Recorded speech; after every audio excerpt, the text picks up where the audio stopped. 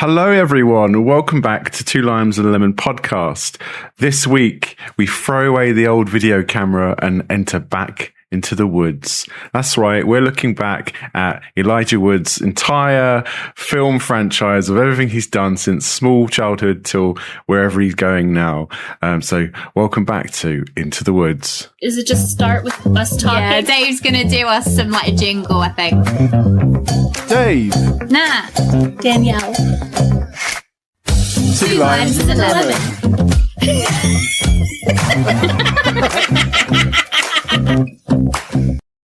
Hello, my name is Dave and I will be your host for this podcast. With me is the delightful Natalie. Say hi, Nat. Hello. And as American as ever, we have Danielle. I'm also delightful, I've been told. You are very delightful. Thank you. As are you. So before we journey into the woods and check out our film, which if you haven't read the title already, we are looking at the film North. We do a thing called What have you been consuming? So essentially it's what have you been doing this week in terms of films, TV shows, stuff you've prepared or fed or made. I don't know. It could be anything. So Danielle, what have you been consuming this week? Well, I went to a movie in the theaters yesterday, and I saw an epic tale of Greek mythology of two lovers separated in a world of gods and men. Did you see it as well? In which we follow our intrepid hero on his journey to find his true love. Yes, I did go and see the Hadestown Pro Shot in the theater. I was going to say, it's definitely not the Odyssey. So this was a... But the theaters were full of people, I think, divided seeing the Odyssey and the new Spider-Man. But this was a professional shot of the West End production that they brought in the 5 original Broadway leads. And I was talking to Natalie this week because I was thinking about going to see this. And these type of production, these type of films, I think, tend to appeal to me more. Maybe it's in part because that's how I got my love of musical theater. There was a Pippin prose shot that I watched when I was a kid, and then there was the original Broadway cast of Into the Woods. There was a prose shot, and it was like available on public television or whatever, and we taped it and watch it all the time. Yeah. I used to do it with Cats all the time. Oh yeah, Cats, yeah. Yeah. I hate Cats so much. No, the stage show's very good. The film is awful, but the stage show was good. I couldn't get through either. I remember my granddad giving me the VHS of Cats. And I was like, oh, I can't wait to watch this. And I was like, I don't know what's going on. This is awful. Maybe it's different because I actually went to see it Me too. at the theatre, like in London. So maybe that's why I've got a love for Cats. Hadestown is the telling of the mythological tale of Orpheus and Eurydice, and the music is something that, like, I listen to the soundtrack often. It's highly listenable. It's a mix of Americana, New Orleans jazz, folk, and rock. But was it good? Yeah. But was it good, though? Dave asking so he can just edit that in. Yeah, just say what you liked about it so I can move on. No, I liked it. I think it's worth, for people who aren't I'm a rabid musical theater fan, so of course I'm going to like it. But I think it appeals to other, it's a great show. So I think it appeals to people who aren't, following all the musical theater things. I watched the movie Speak No Evil with James McAvoy. It is very intense. Like, me describing it isn't going to do it justice. Really twisty and turny. It's super tense. James McAvoy's really good in it. I would say it's definitely worth a watch. It's one of those films that you're going to be like, I don't know, just like, so like, up with tension. Yeah, it gives a new meaning to the Cotton Eye Joe song. I'll tell you that. Yeah, that scene, in particular. Forcing this kid to dance properly. Just gives me flashbacks to like when you're at school and they're like, you're doing it wrong in like PE. You got to throw it like this. And you're like, okay.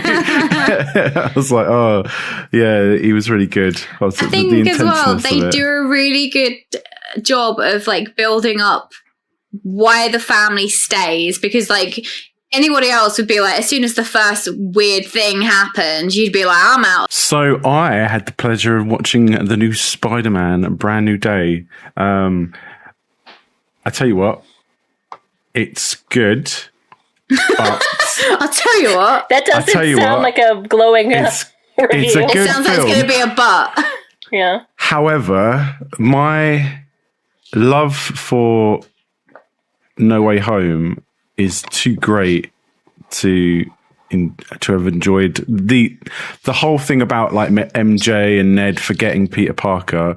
I remember saying to you, Danielle, like, oh, it's so emotional. Like, I wouldn't be so angry if they didn't tell me. There was two things that really stood out. I mean, for my main question with this movie is, what's Peter Parker's job? In normal Peter Parker land, he's a photographer. But in this, I'm like, he's got his own apartment, but you don't see how he's paying for it or anything, or having a job. And I was like, if I'm thinking about that more than what's happening in the film, there must be something wrong here. I think I've consistently liked the Spider-Man movies in this whole Marvel MCU, whatever, because they're sort of isolated for the most part. I guess No Way Home or whatever it was, the last one did pull in Doctor Strange. Yeah. No. Is it?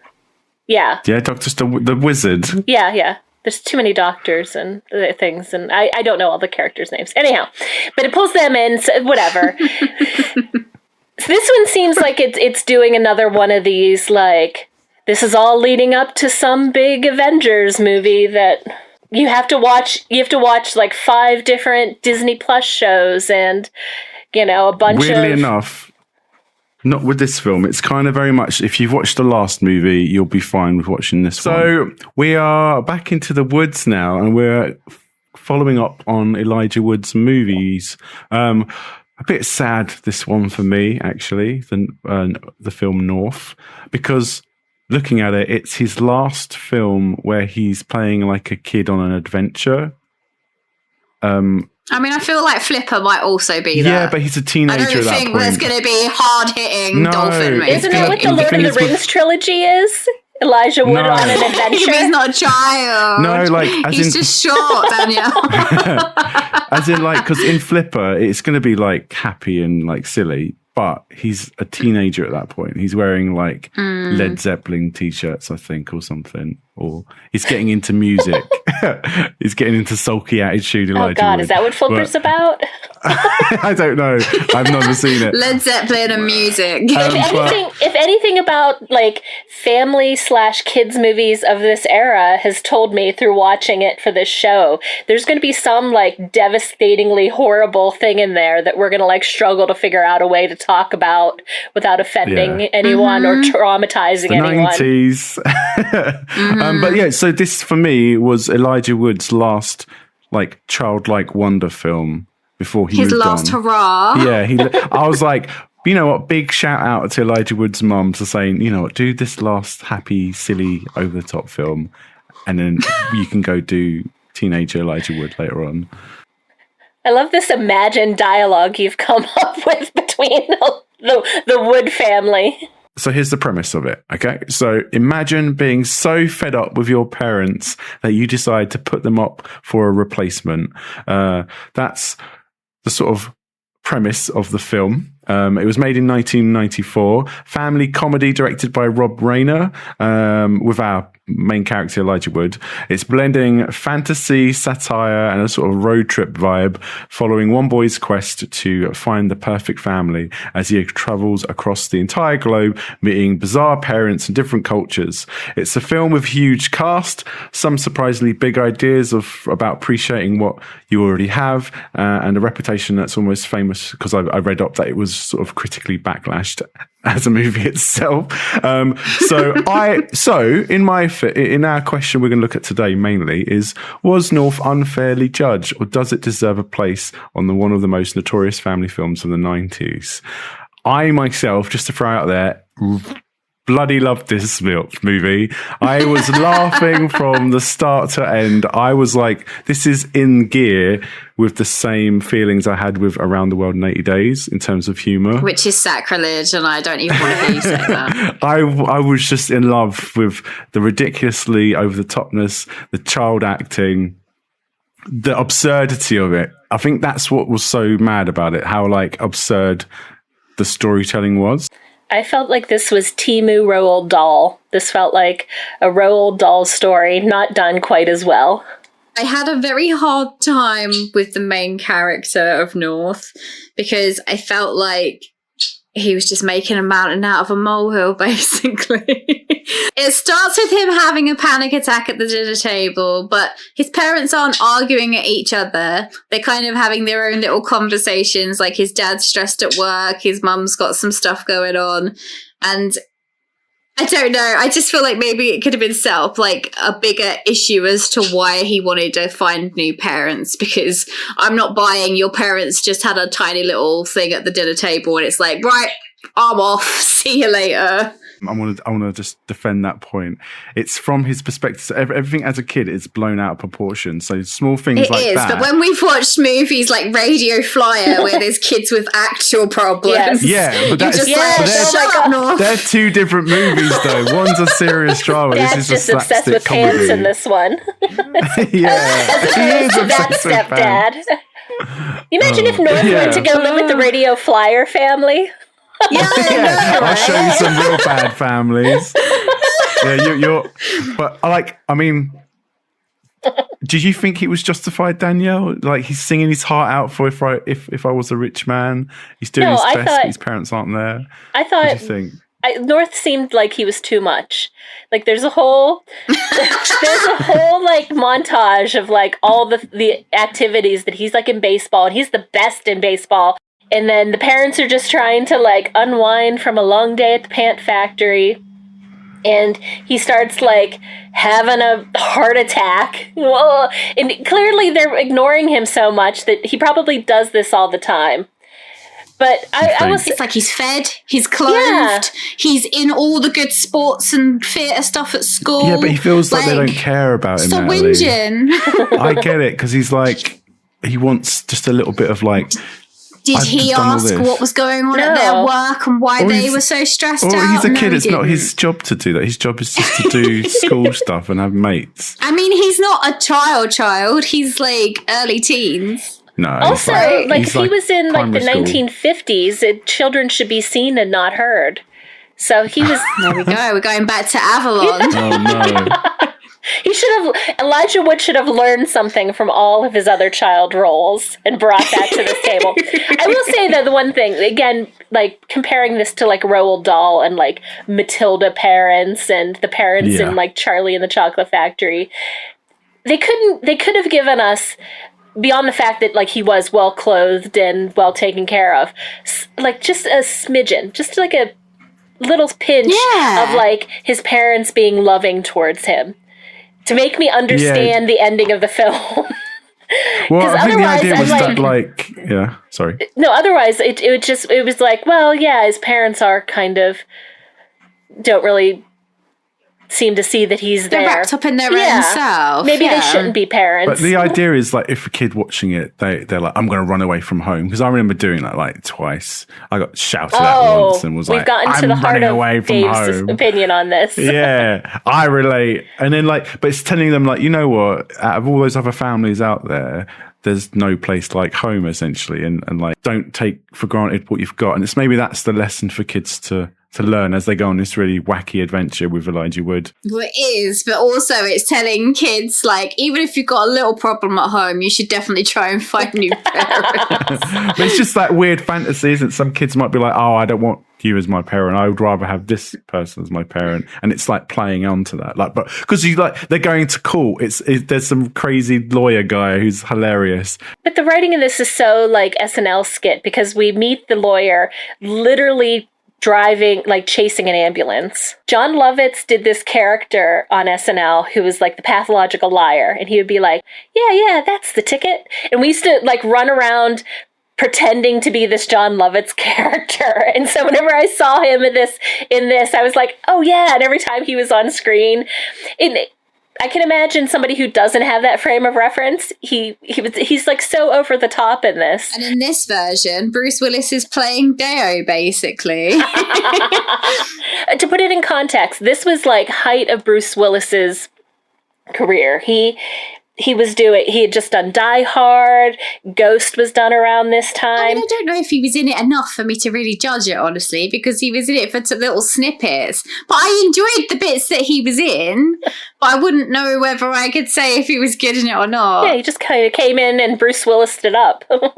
One sweeping generalization of like all of the travels that North has, to me felt a little outdated and stereotyped. Like some of it I found not offensive, like the Texan family. But when he goes to Alaska, I was like, ooh, that's a little... And then there's like this montage of just offensiveness. He goes to China and it's just like, no, I can't have one of these Chinese haircuts.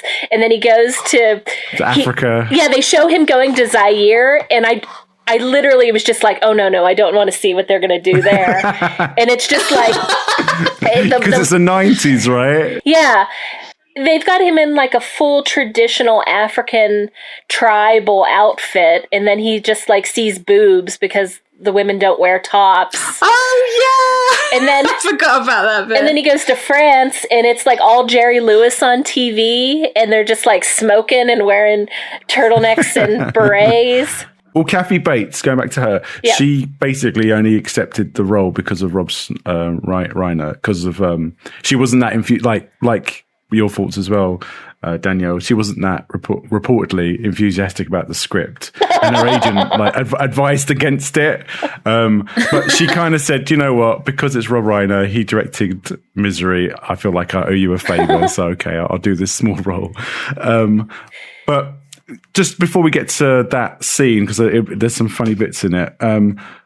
What did you think of like the song midway through the Texan thing? Dan Aykroyd's song was great. Yeah, Dan Aykroyd was amazing. I would say Dan Aykroyd is like the dad of the Texan family, and I was like really surprised when I first saw him. I was like, oh, because he was kind of like, although I knew that Elijah Wood and Bruce Willis were in it, like when it got to there and it was Dan Aykroyd, I was like, oh, this has actually got like quite a big cast in it then, as it's like the first family he goes to.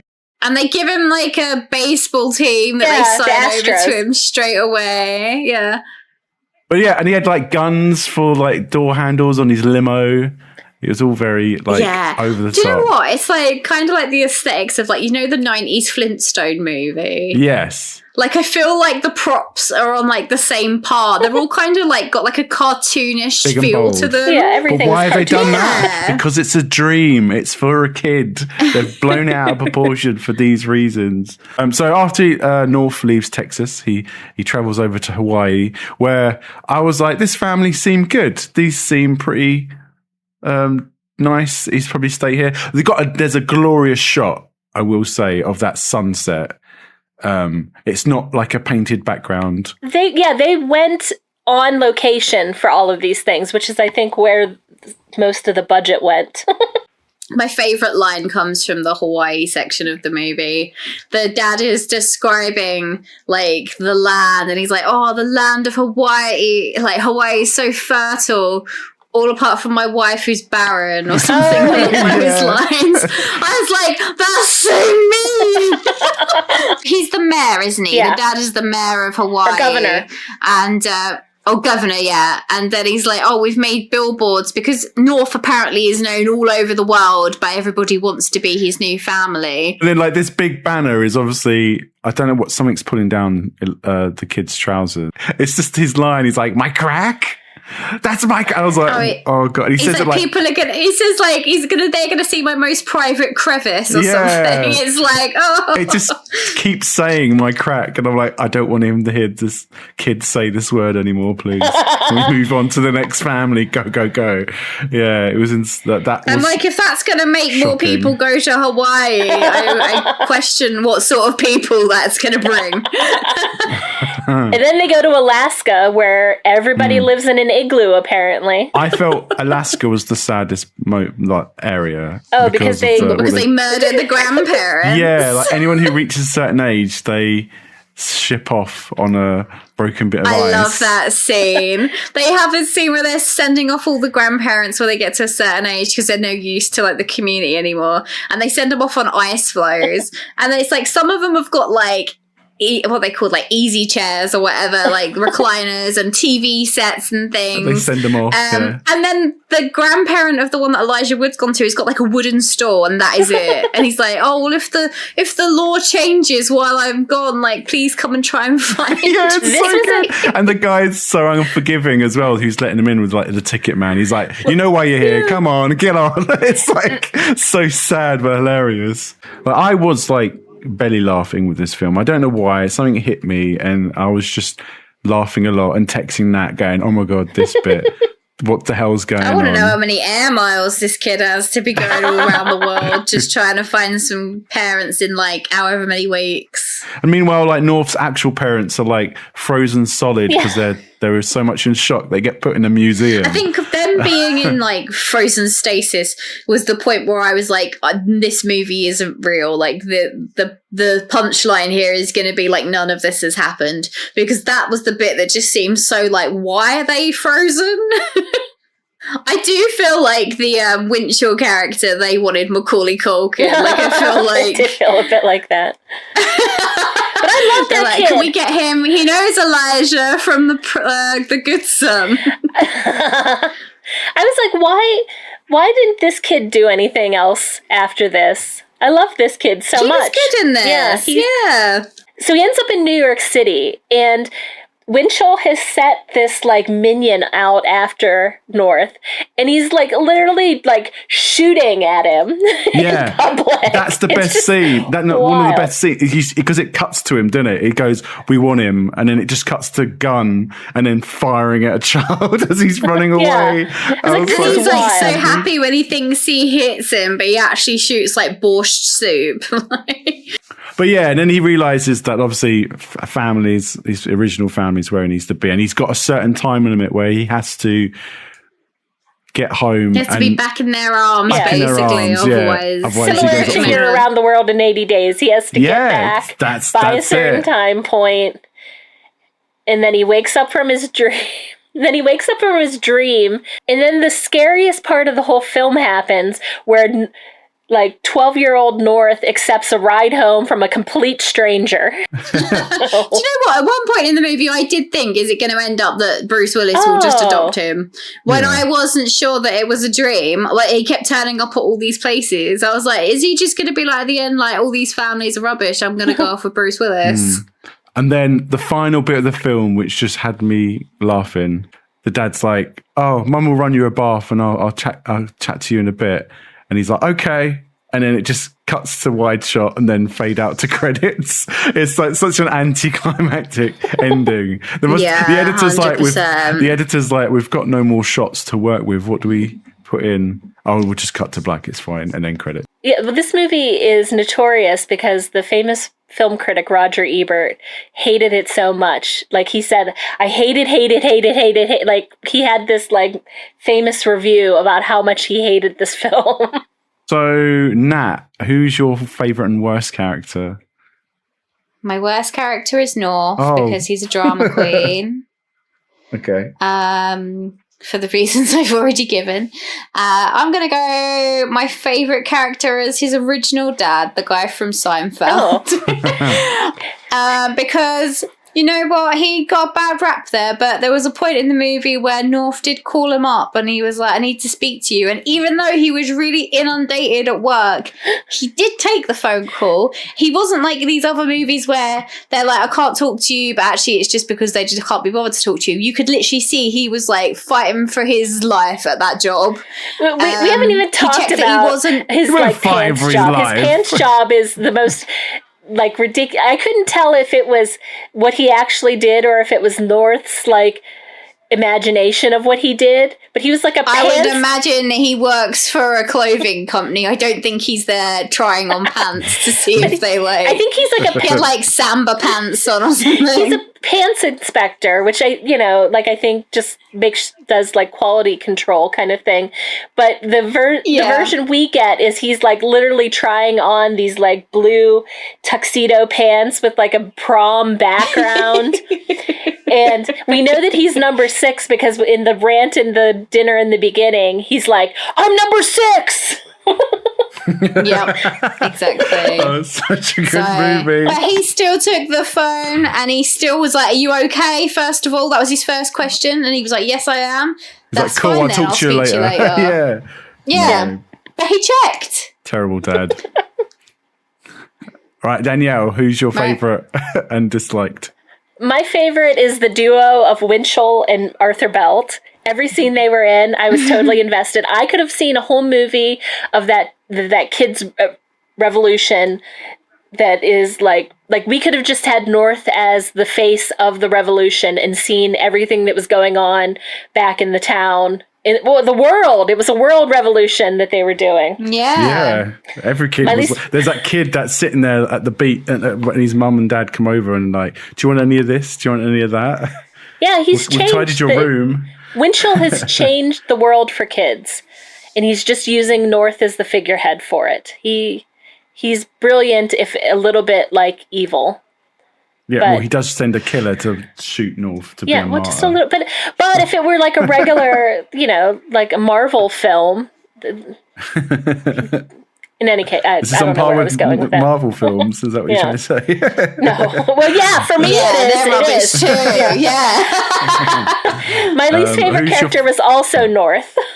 I just thought, I thought my read on it is he is a drama queen, and he's always doing this stuff the reaction is that the parents are just trying to like unwind from their day at the beginning. They've seen him pretend to have a heart attack 1,000,000 times. They can't take it anymore. Mm-hmm. But they've been at the baseball games. They probably don't go to all of the baseball games because if I know North, he's on like 3 different teams, and they they went and saw Fiddler once. They didn't see it every night that he played, but they were there. Yeah, exactly. I wouldn't expect my parents to see me every No. night, just to be like, just one, like, opening or whatever. But I feel like North held Then it they're against done. them that they weren't at every performance. 100%. He's a pick-me. Dave? Well, my favourite character was North. He was such a nice little man. He just wanted that little bit more attention from his family because he was struggling. And the other teachers saw that he was struggling and he was just trying to deal with it in his own way. The other teachers? What? Yeah, there's a What did teacher, the baseball teacher was like, North, what song? You seem to have something in mind. You said that he's struggling Yeah. and then these parents don't care. He's only struggling because he thinks his parents don't Yeah, and care. every So time- he's creating the own Look, drama. now I let you say your piece. Now it's my turn. He tried to talk to his parents, but they're too busy yapping about their own miseries that they can't just hear this kid's problem and solve it there and then. So as a small child, he's perplexed it and made it really over the top because he's still young and still learning how to control his emotions. Whereas these parents should have noticed that and helped him straight away. But they didn't. Then why did he go back So to them at the end? because he found out, Yeah. well, he realized I probably did overreact as a child would, and he's been a better person. So in a way, he's learnt from his ways. Hopefully his parents then... So even North knows he's a drama queen. Well, is he what we're knows saying. that, I'm saying that he knows what he did was... But he wasn't a drama queen because he was just asleep. It was all just a dream. So he didn't I don't really do remember any anything. moment of self-reflection from that kid. No, the hyperventilating at the table was before the dream. No, I'm saying like after when he woke up and went back home. Mm-hmm. Yeah, but why wasn't the parents out looking for him all that night? He had to go home. There weren't no Because somebody police has to looking stay for at him. home in case he comes home. They got the police looking for him. Yeah. No, it was just them two at home, weren't they? They were just like, Yes, oh, but we're just they having called the dinner. They ran out. They probably We're just called the having our police. dinner, The North. police Didn't realise probably you were more even than back. 24 hours to start doing They were something. like, we didn't even know it was a weekend. We thought it was a school day. See ya. Anyway, so my worst character has to be... Who didn't I like? No, I can't think of any bad ones. They're all great. That's my bit. Great. Okay. We'll have another bad one then for us, so that evens out. Bruce Willis didn't need to be there either because it didn't add anything. He could have decided himself he didn't want to be with any of those other families. He didn't need Bruce Willis there to be like, No, it added a big name to put on the poster. So at the end of this review, we give it a score of 5 out of 5. No, what am I saying? No, we don't give it a score What of do we 5 do? out of We 5. rate it out of 5. He's trying to fix the vote. Yeah. Sorry. So end this podcast. What we do is we give it a rating out of 5. Me and Nat doing limes and Danielle doing lemons. So let's start with the lemon first. How many lemons does it get, Danielle? I gave it 2.5. Okay, that's good. I can appreciate that. It bumped up a little. The nostalgia factor bumped it up a little bit. But if I want this type of movie, I'm going to watch a Roald Dahl. I'm going to watch a Charlie and the Chocolate Factory. I'm going to watch Matilda. I'm going to watch one of those. 100% Matilda, yeah. What about you, Nat? What did you think? How many limes? Yeah, how many limes does it get? Please leave all that in. I'm going to give it 3. Because although I hate North, I can appreciate the rest of the cast. I really enjoy. That means you'll watch it again, right? Well, it's like middling ground. It's usually if it's over a 3. So 3 is like, I could take it or leave it. I mean, I feel like Dave is going to make you watch it again at some point. No, He won't. No, it won't. No. That'll be Around the World in 80 Days, if anything.